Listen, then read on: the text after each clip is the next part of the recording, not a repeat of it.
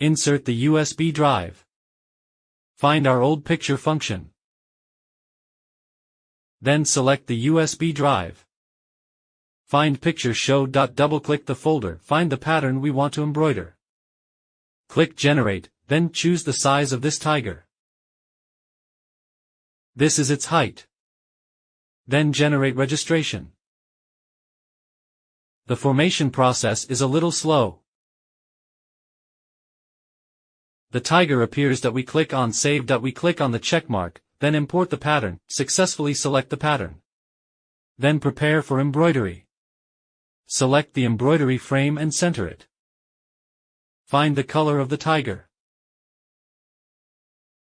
Then, begin the operation.